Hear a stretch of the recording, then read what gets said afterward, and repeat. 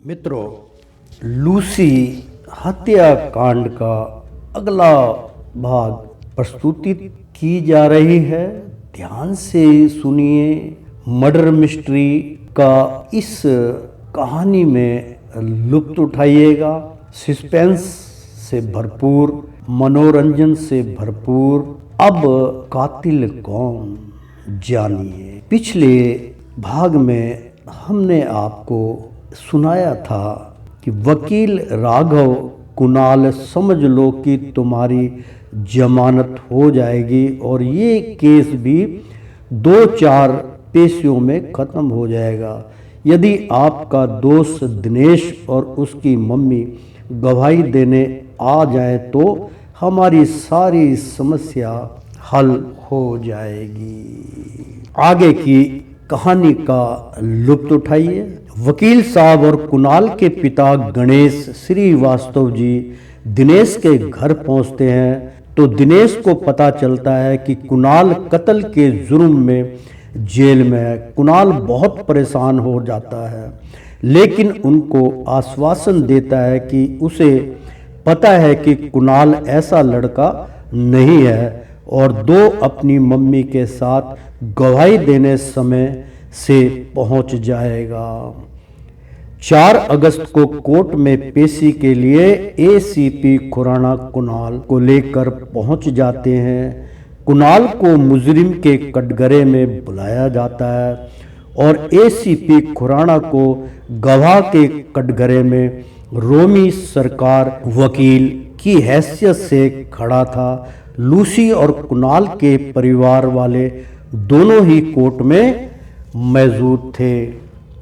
अदालत की कार्रवाई शुरू की गई। एसीपी खुराना: माय लॉर्ड, इस केस की पैरवी मैं खुद कर रहा हूं। कुणाल को आईपीसी की धारा 302 के तहत सबूतों के बिना पर मुजरिम पाया गया है। इसने अपना जुर्म भी कबूल कर लिया है। जज साहब: कुणाल, तुमने रिपोर्ट में हिसाब से संगीन जुर्म किया है। तुम्हें डरने की आवश्यकता नहीं है। जो कहना है साफ साफ और सच सच कहना। जो बयान तुमने पुलिस को दिया है वो किसी के दबाव में तो नहीं दिया और अपने होश हवास में दिया है? यदि दिया है तो हाँ बोलो। कुणाल: जी नहीं, मैंने ये जुर्म नहीं किया और मुझे इसके बारे में कुछ नहीं पता। ये तो पुलिस ने झूठी कहानी बनाकर केस को पेश किया है। मैं निर्दोष हूं माय लॉर्ड। रोमी: मैं सरकारी वकील के नाते से जिरहा करने की इजाजत चाहता हूं माय लॉर्ड, ताकि दूध का दूध और पानी का पानी हो जाए। मैं मुजरिम कुणाल से कुछ सवाल पूछना चाहता हूं। जज साहब, इजाजत है। राघव: माय लॉर्ड, मैं कुणाल का वकील हूं और मैं अपने फाजिल दोस्त को ये याद दिलाना चाहता हूं कि अभी तक कुणाल पर जुर्म साबित नहीं हुआ है तो वो मेरे क्लाइंट को मुजरिम नहीं कह सकते। मैं उनसे इजाजत करूंगा कि वो उन्हें मुजरिम ना कहें। धन्यवाद। रोमी: सॉरी माय लॉर्ड। हाँ तो मिस्टर कुणाल श्रीवास्तव जी, मैं आशा करता हूं कि मैं जो भी सवाल आपसे पूछूंगा उसका जवाब आप सब सच सच देंगे। जिस समय लूसी का कत्ल हुआ यानी 14 जुलाई की शाम को आप कहाँ थे? कुणाल: उस वक्त मैं अपने दोस्त के साथ था। रोमी: कत्ल करने से पहले या कत्ल करने के बाद? कुणाल: जी, कत्ल से पहले। रोमी: माय लॉर्ड, मामला बिल्कुल साफ है। कुणाल अपने बयान के मुताबिक कत्ल से पहले उस इरादे के साथ सामान एकत्र करने लगा था। लूसी को अकेला पाकर उसकी नीयत खराब हो गई थी और वो उसे पाना चाहता था। उसने बहला फुसला कर उसका बलात्कार किया। उसे पता था कि वे उसका बलात्कार करके उसे जिंदा नहीं छोड़ सकता, इसलिए अपने प्लान के हिसाब से रस्सी और बाकी का सामान लेने के लिए बाहर गया। वापस आकर उसने उसे फांसी से लटका दिया। कत्ल तो कत्ल है और कातिल आपके सामने है माय लॉर्ड। ये कत्ल कुणाल ने ही किया है। अब तुम मेरे दूसरे प्रश्न का जवाब दो कि लूसी का कत्ल कितने बजे हुआ है। ये तो तुम जानते ही होगे। कुणाल, यही कोई शाम के 6:30 का समय होगा। रोमी, ये नोट किया जाए। जज साहब, पॉइंट नोटेड। राघव, सरकारी वकील मेरे क्लाइंट को गुमराह करने की कोशिश कर रहे हैं। मैं कुछ कहना चाहता हूं जज साहब। जज साहब, इजाजत है।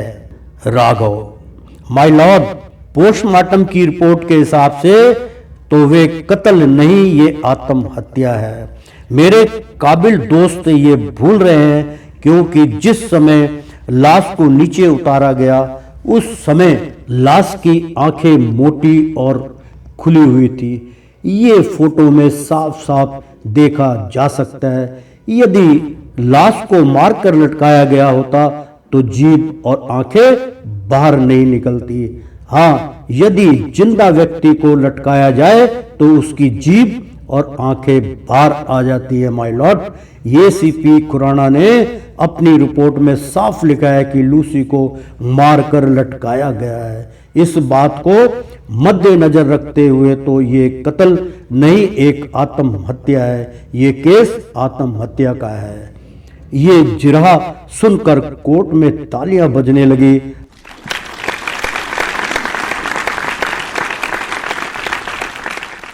आपस में वकील की तारीफों के पुल बांधने लगे। जज साहब, ऑर्डर ऑर्डर, आप सब खामोश हो जाइए। राघव, मैं केवल ये कहना चाहता हूं कि मेरे क्लाइंट ने लूसी का कत्ल नहीं किया।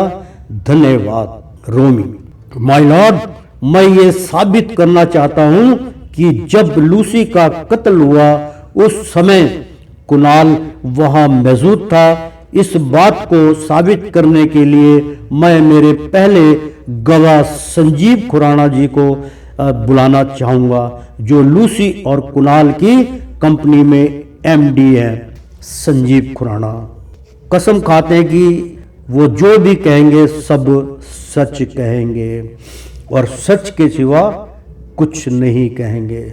रोमी, आप अदालत को बताइए कि लूसी आपको आखिरी बार कब और किस समय मिली और आपकी सबसे उस समय उससे क्या बात हुई थी। संजीव खुराना, मुझे अच्छे से याद है कि वो 14 जुलाई को 2 बजे मुझे ऑफिस में मिली थी और उसने मुझसे कुणाल के बारे में पूछा था। मैंने उसे कहा भी था कि उसे नहीं आना चाहिए था क्योंकि एक दिन बाद उसकी शादी थी और वैसे भी वो 1 महीने की छुट्टी पर थी। इसके जवाब में उसने मुझसे ये कहा था कि वो कुणाल से मिलने आई थी। मैंने उसे बताया था कि कुणाल छुट्टी पर है और वो ऑफिस से चली गई। उसके बाद वो कहाँ गई वो मुझे नहीं पता। रोमी, धन्यवाद। जज साहब, वकील सफाई, आप कुछ पूछना चाहते हैं। राघव, नहीं सर, अभी नहीं। रोमी, मेरे दूसरे गवाह हैं इंस्पेक्टर एल्बर्ट। एल्बर्ट ने कटघरे में खड़े होकर गीता पर हाथ रखकर सब कहने के लिए कसम खाता हूं और मैं सच ही बोलूंगा। रोमी, आप कुणाल के बारे में और उसकी लूसी से ताल्लुकात के बारे में क्या जानते हैं। एल्बर्ट, जज साहब, लूसी मेरी बहन थी और ये लड़का उसके साथ ऑफिस में काम करता था। आप इसके मासूम चेहरे पर मत जाइए, यही मेरी बहन का कातिल है। जब लूसी शाम को घर नहीं पहुंची तो मैंने राजेश्वर के घर गया था। वो भी उसी ऑफिस में काम करते हैं उन्होंने मुझे बताया कि लूसी तो 2 बजे ही ऑफिस से चली गई थी।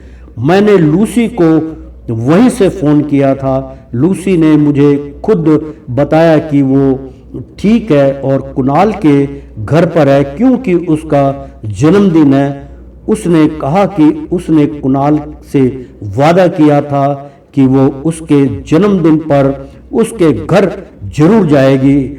उसने मुझे कुणाल के घर का पता भी दिया था और कहा था कि वो 7 बजे तक घर पहुंच जाएगी, पर वो नहीं आई। मुझे बहुत अफसोस है कि मैं अपनी बहन की रक्षा नहीं कर सका। रोमी, धन्यवाद, आप जा सकते हैं।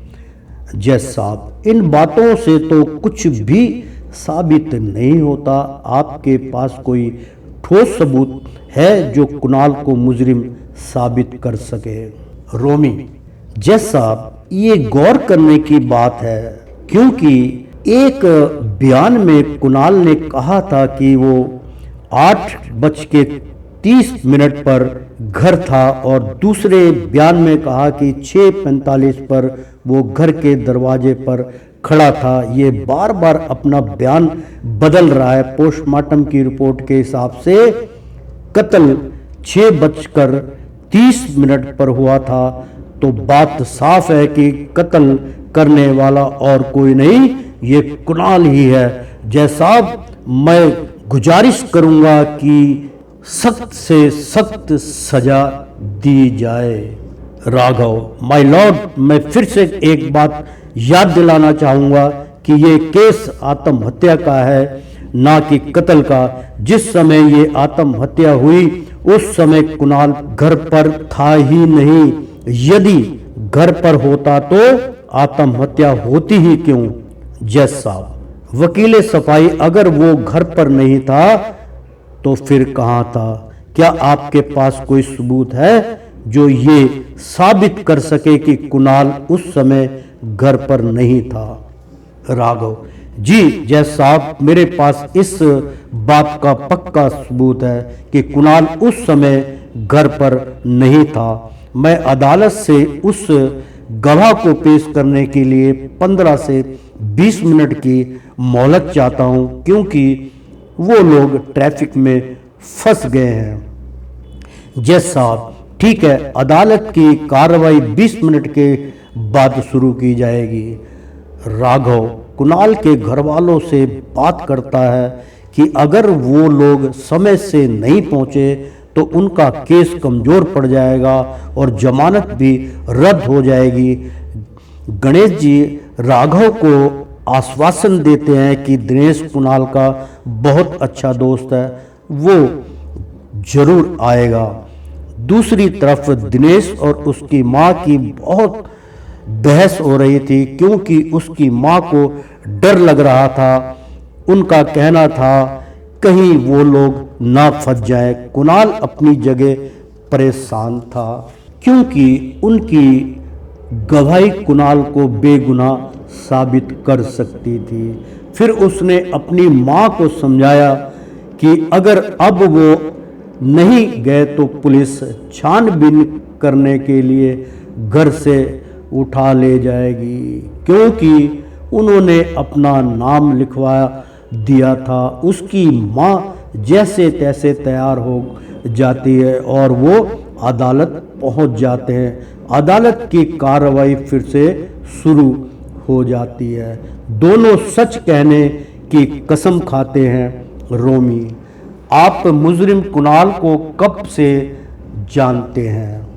राघव, ऑब्जेक्शन माय लॉर्ड, मैं अपने फाजिल दोस्त से फिर से याद दिलाना चाहता हूं कि जुर्म अभी तक साबित नहीं हुआ है और वो मेरे क्लाइंट को मुजरिम नहीं कह के पुकार सकते हैं। रोमी, माफ करें माय लॉर्ड, दोबारा ऐसी गलती नहीं होगी। Sorry my Lord.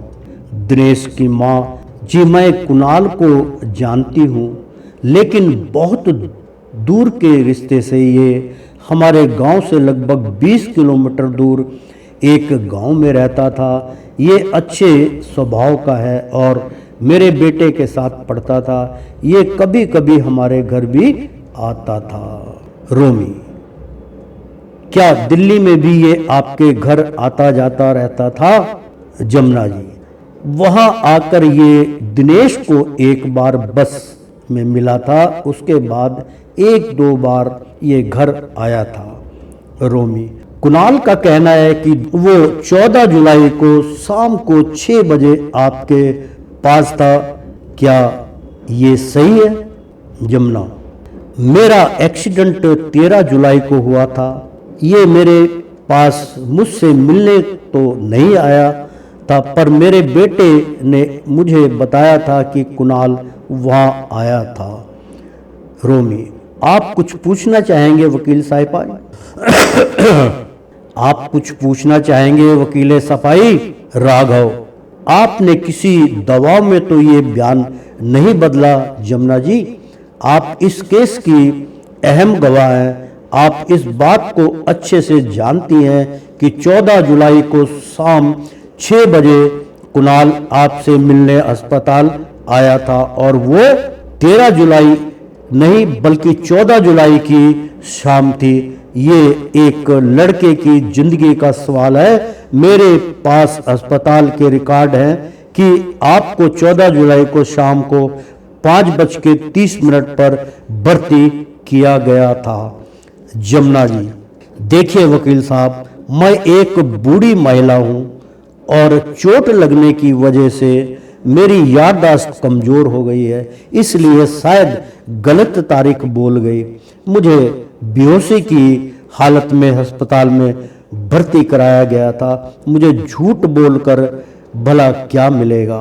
राघव: ठीक है, आप जा सकती हैं। जज साहब, मेरे अगले गवाह हैं मिस्टर दिनेश। दिनेश को कटघरे में बुलाया जाता है। राघव: दिनेश, आपकी माताजी ने तो साफ इनकार कर दिया है कि उन्होंने 14 जुलाई को कुणाल को नहीं देखा और ये बात आप अच्छे से जानते हो कि 14 जुलाई की शाम कुणाल आपके ही साथ था, क्योंकि तुमने ही कुणाल को फोन करके बताया था कि तुम्हारी माँ का एक्सीडेंट हो गया है और वो अस्पताल में है। अब तुम ही ये बात बता सकते हो कि वो तुम्हारे साथ शाम 6 बजे तक था या नहीं। देखो, सच बोलो, वरना कुणाल तो अदालत को सब सच बता ही देगा। सरकारी वकील साहब, यदि आप इस गवाह से कुछ और पूछ सकते हैं तो पूछिए। रोमी: मैं भी इस गवाह से यही पूछना चाहता हूं, बताइए दिनेश कि क्या कुणाल 14 जुलाई की शाम 6 बजे आपके साथ था या नहीं? हाँ या नहीं में जवाब दीजिए। दिनेश: जी नहीं, ये मेरे साथ नहीं था, क्योंकि मैं अपनी माँ की वजह से बहुत परेशान था। मुझे आप होश नहीं था कि कौन आया और कौन गया। बाकी मुझे ये याद नहीं कि कुणाल आया था या नहीं। जहां तक मुझे याद है, मैं 14 जुलाई को कुणाल से नहीं मिला। रोमी: धन्यवाद दिनेश जी, मुझे आपसे और कुछ नहीं पूछना। वकील सिपाही चाहे तो कुछ भी पूछ सकते हैं। राघव: नहीं, मैं कुछ नहीं पूछना चाहता, आप जा सकते हैं। रोमी: अब तो केस बिल्कुल साफ हो गया है माय लॉर्ड। जज साहब: आप ये कैसे कह सकते हैं मिस्टर रोमी? वकील: कि केस बिल्कुल साफ हो गया है, गवाह तो अपना बयान बदल भी सकते हैं हो। यदि आपके पास कोई ठोस सबूत है या चश्मदीद गवाह है जो ये साबित कर दे कि कुणाल ही मुजरिम है, तो आप उसे पेश कर सकते हैं। रोमी: जी हाँ माय लॉर्ड, अब मैं आपके सामने 2 सबूत पेश करना चाहूंगा जो हत्या के समय वहां पर पाया गया था। उससे दूध का दूध और पानी का पानी हो जाएगा। मुंशी जी जज के सामने सबूत रख देते हैं। जज साहब, ये क्या? ये एक लाल रंग की कोड़ी साड़ी है। आप क्या कहना चाहते हैं? साफ साफ कहिए कि इस साड़ी का इस केस से क्या ताल्लुक है? रोमी: ताल्लुक है माय लॉर्ड। कुणाल लूसी से बेपनाह मोहब्बत करता था और जब उसे पता चला कि लूसी की शादी होने वाली है, ये बात उससे बर्दाश्त नहीं हुई और उसने लूसी को जबरन घर पर बुला लिया। कुणाल: ये बिल्कुल गलत है माय लॉर्ड। मैं लूसी की बहुत इज्जत करता था और वो मेरी जिगरी दोस्त थी। वो मेरे घर अपनी मर्जी से आई थी। जज साहब, कुणाल, आपको बोलने का और अपनी सफाई देने का पूरा मौका दिया जाएगा बेटा, लेकिन अभी नहीं, जब आपसे पूछा जाएगा तब। अब जो वकील साहब आपसे पूछते हैं उसी का जवाब दीजिए। थैंक्स।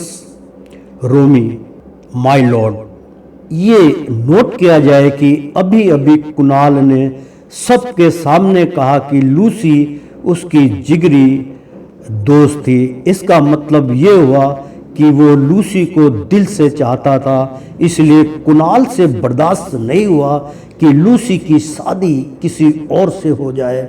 उसने शादी से एक दिन पहले यानी 14 जुलाई को अपने घर बहला फुसला कर बुला लिया।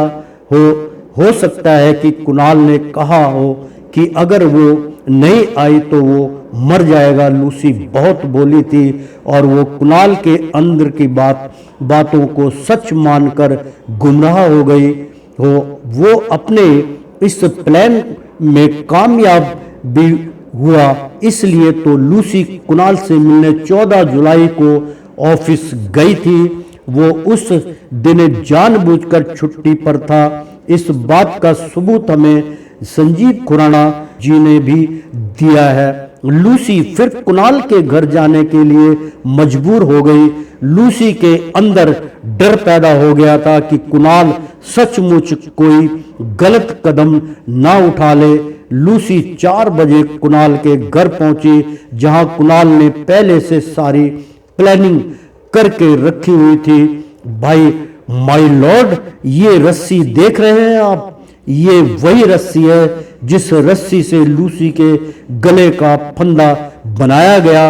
हो सकता है कि कुणाल ने फंदा बनाकर पहले से ही लटका दिया हो और लूसी से ये कहा हो कि अगर वो नहीं आती तो वो इस फंदे से लटक कर मर जाता।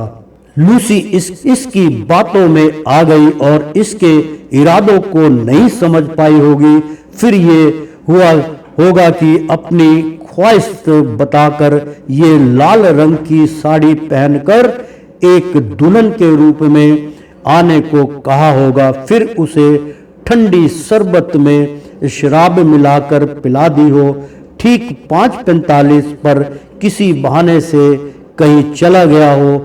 इत्तफाक से जब एल्बर्ट ने 6 बजे लूसी को फोन किया होगा तब तक वो होश में ही होगी। उसके बाद उसे नशा चढ़ना शुरू हो गया होगा। कुणाल ने लूसी को नशे में देखकर उसकी साड़ी उतारी होगी और उसे बिना कपड़ों के देखकर अपना धैर्य खो बैठा होगा। उसके बाद उसने लूसी को अपनी हवस का शिकार बना दिया। उसका बलात्कार किया गया। जब लूसी थोड़ी सी होश में आई होगी और अपने आप को नग्न हालत में पाया होगा तो कुणाल पर भड़की होगी। उसे कोसते हुए जल्दी जल्दी में अपने कपड़े पहनने लगी होगी। ये देखकर कुणाल को लगा होगा कि वो पुलिस में रिपोर्ट लिखवा देगी। तब मौका देखकर उसने लूसी की मदद करने के बहाने उसके पास गया होगा। लूसी नशे में थी, इसलिए शायद वो अपने कपड़ों के बटन नहीं बंद कर पाई। तभी कुणाल ने मौका देखकर उसके गले में वो फांसी का फंदा जो पहले से ही लटका रहा था उसमें उसकी गर्दन को फंसा दी और पूरी ताकत लगाकर उसे पंखे से लटका दिया और एक जिंदा लड़की को मार डाला। ये बिल्कुल जघन्य अपराध है। उसे जिंदा लटकाया गया ताकि केस उलझ जाए और ये जाना जाए, बचकर साफ निकल जाए। ये सब जानबूझकर किया गया माय लॉर्ड, ताकि एक कत्ल को खुदकशी का रूप दिया जा सके। मैं आपसे अपील करूंगा कि ऐसे गुनाहगार को तीन दफा लगाकर मुजरिम करार दिया जाए। पहली गुमराह करने का, दूसरी शराब पिला के बलात्कार करने का और तीसरी उसे जिंदा फांसी या पे लटका देना। ऐसे संगीन अपराध करने वाले मुजरिम को आईपीसी की धारा 302 के तहत मौत की सजा मिलनी चाहिए। Thanks my Lord, thanks my Lord. इसी के साथ ये लूसी हत्याकांड का ये भाग समाप्त हुआ। अगले भाग में आपसे फिर मुलाकात होगी। क्या कुणाल को फांसी के तख्ते पे रोमी वकील साहब चढ़ा सकेंगे या सफाई जो है राघव जी, जो उसके कुणाल के जो वकील है, वो उसको बचा सकेंगे? आगे कहानी बहुत ही पेचीदा और बनती जा रही है। आप ध्यान से सुनिएगा इस कहानी को, ताकि आप भी इनाम के हकदार बने। आपको साबित करना है कि कातिल कौन। अपना गैस लगाइए, शुरू से कहानी को सुनिए, खूब अच्छे से उसको समझिए, बार बार सुनिए और अपना अंदाजा लगाइए कि कातिल कौन है। सुनते रहिए लूसी हत्याकांड।